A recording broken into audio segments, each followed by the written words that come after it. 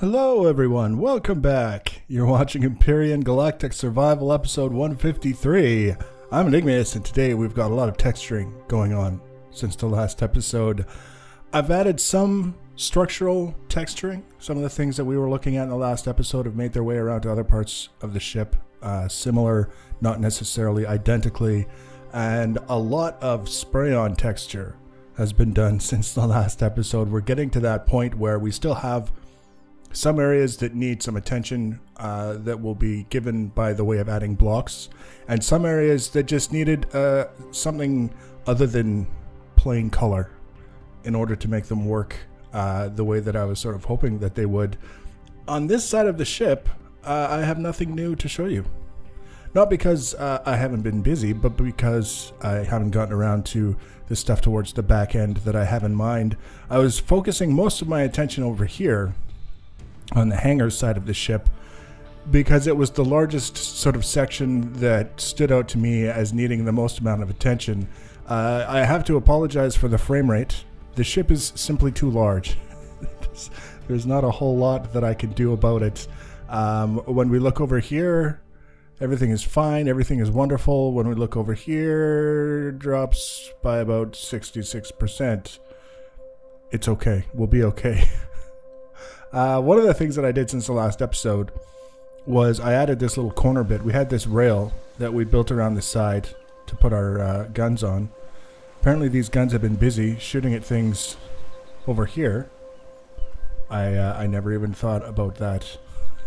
Something was wandering around over here and the guns kind of noticed. Who knew? I built this section here to come around the corner so that I could add even more guns in the back end, because this whole area here was basically just a flat gray slab, and it felt like this would be a good spot for another set of guns just to up the defensive capabilities.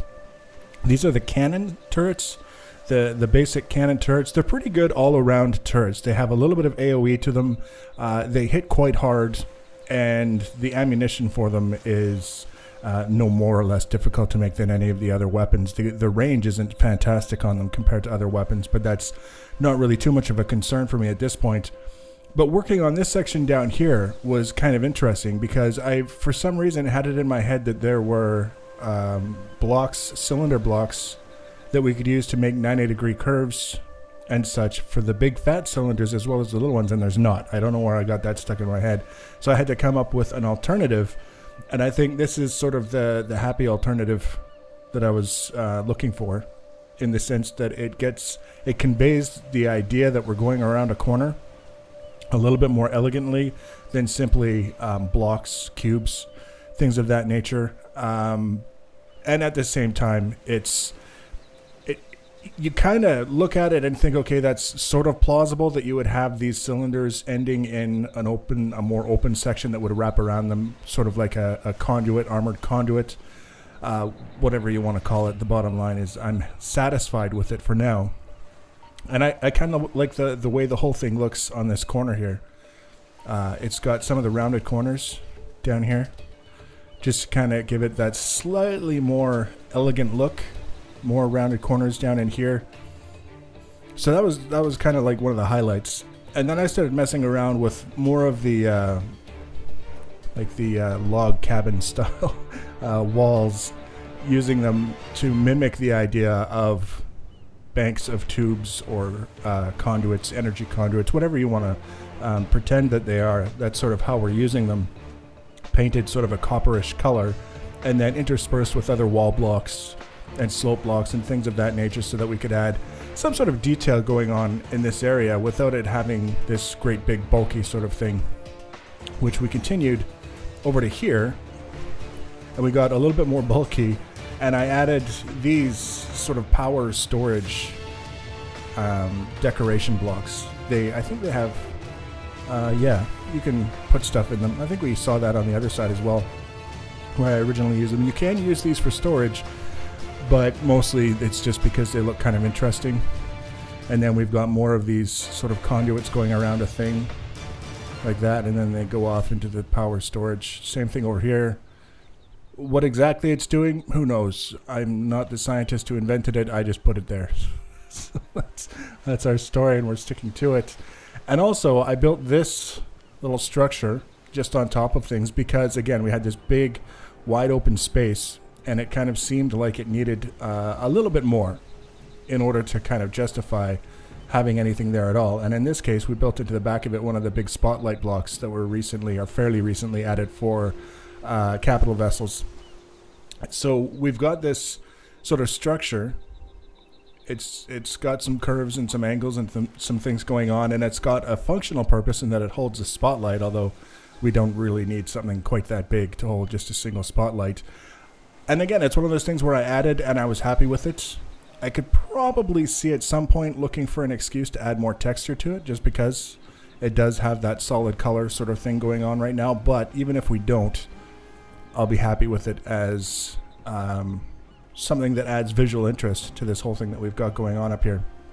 I don't remember if I had these blocks added since the last episode. I don't think we did. But these are even more so than that guy over there. These are just here to add visual interest, and they're specifically intentionally designed so that they don't stick up any higher than the deck of the hangar that's directly behind them. Because that's, you know, that's my thing. I don't like blocking off the hangars if I can avoid it. And then in between these larger structures, this one is exactly the same as that one. We've got this little guy here that's got some weird stuff going on with the slopes and the green. Just to try and make things look a little bit more interesting, we've got a symbol here that means, as far as I know, absolutely nothing.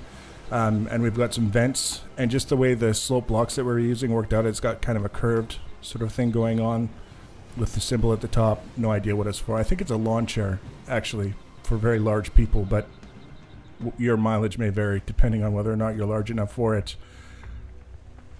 Other than that, a lot of what I've been doing has been, like I say, duplicating what we've done elsewhere.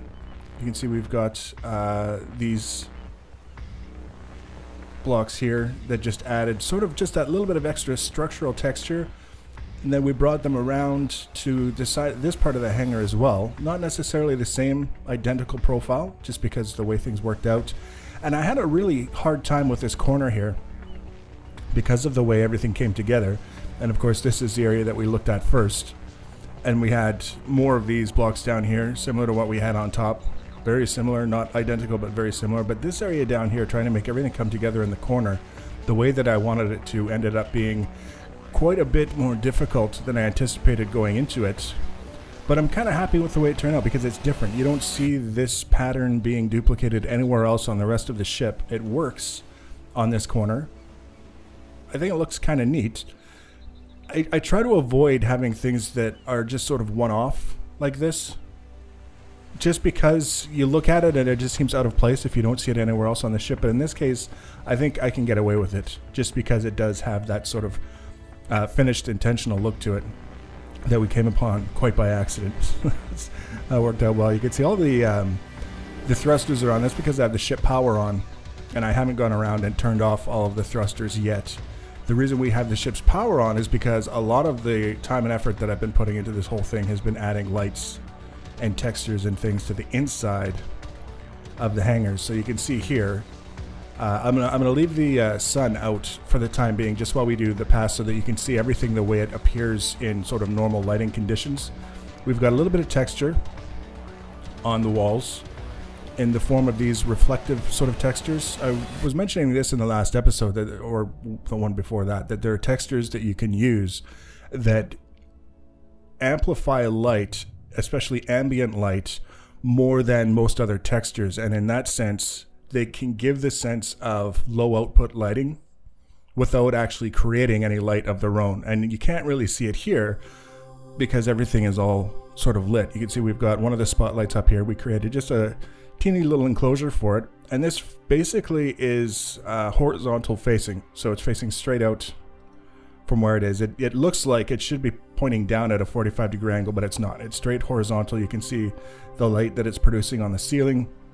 It produces a little bit of ambient light inside the hangar, not a lot, and I haven't really had a chance to fly a ship through here yet, but I would suspect that that's where you would start to get the majority of the lighting effect and the benefit out of having a light here is moving a ship through and having just that little bit of extra light sort of coming from the top and behind as you're moving through that way, assuming you were moving through that way. Other than that, we've got these same spotlights, same family of spotlights facing directly across to the side. And we've got 2 on this wall, one there, and then 2 on this wall. We don't get full coverage in here with the lighting from those, but it's fairly reasonable. It's respectable lighting. And the other thing, before I forget, I put all these markings with the symbols, because the texture gun, you can do textures or symbols. So I did symbols. We've got like the double lines here. They've got like the terminus sort of thing, so it looks like a rectangle. We've got the single lines that have the end is a little circle.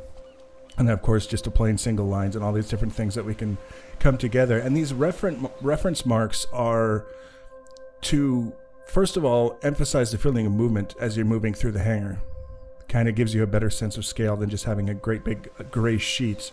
I find that they're interesting to use without being too busy in serving that purpose, giving you the sense of movement as you're going through here. And as I was talking, I noticed I missed putting some of the circle ones on here, but that's okay. That's a quick and easy fix.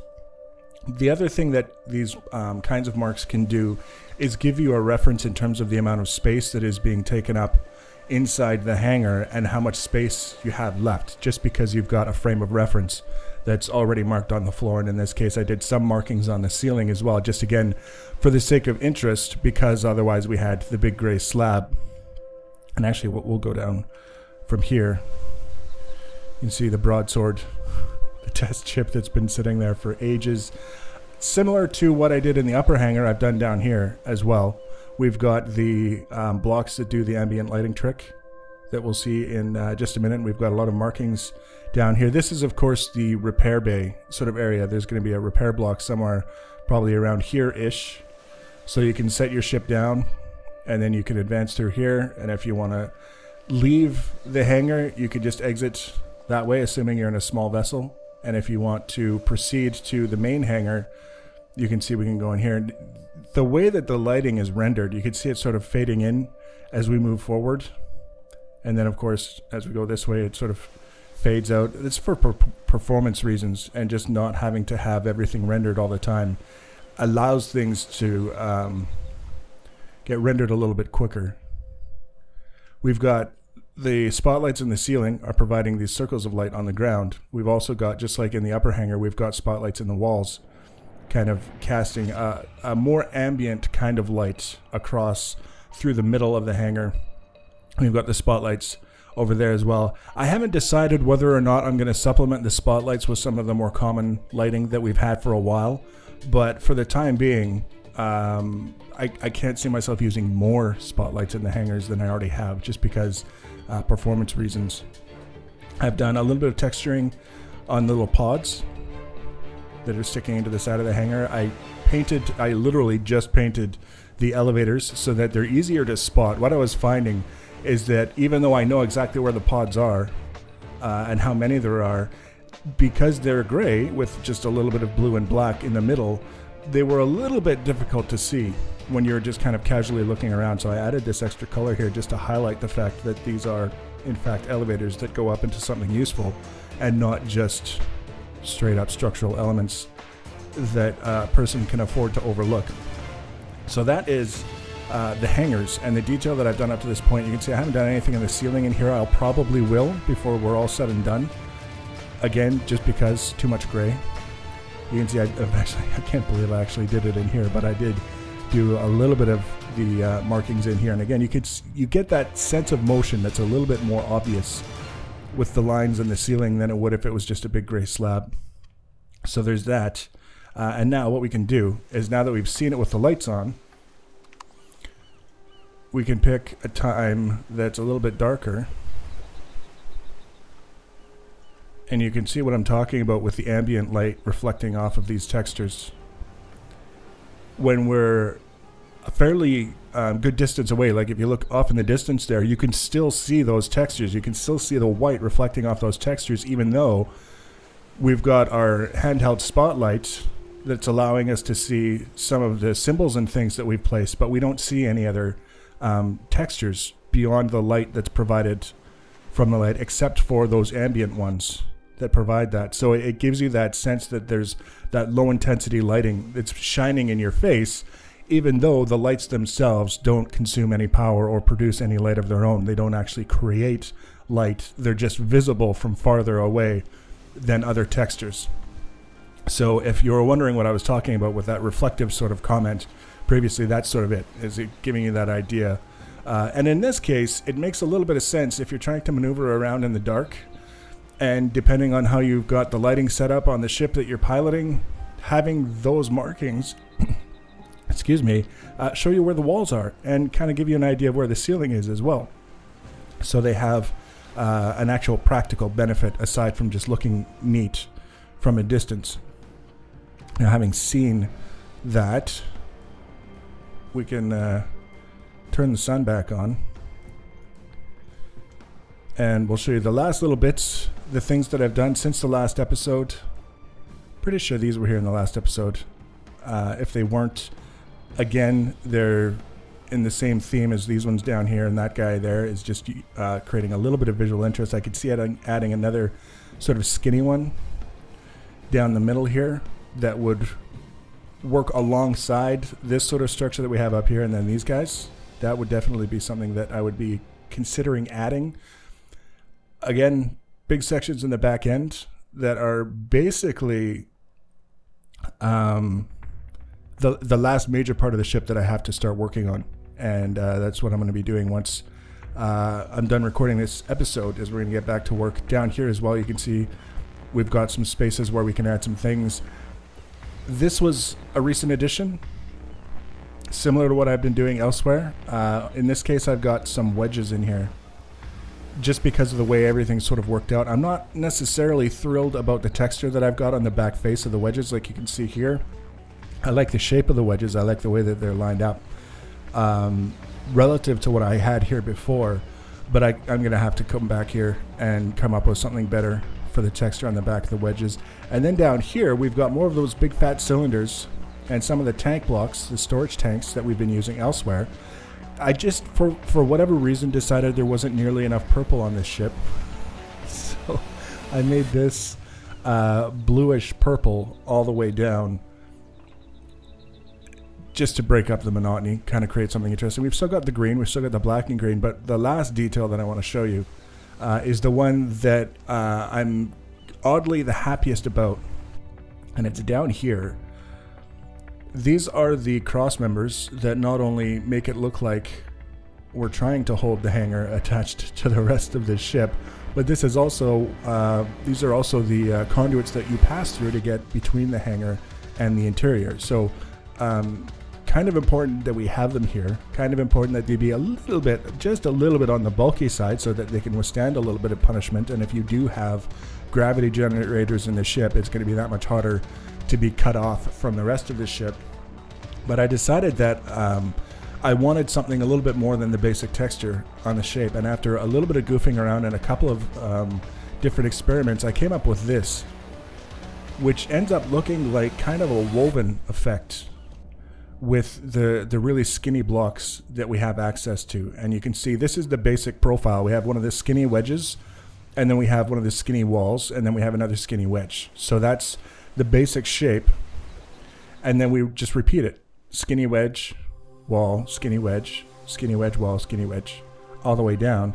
And then when we get to the wider sections like this, it's the same thing. You see wall, skinny wedge, wall, skinny wedge.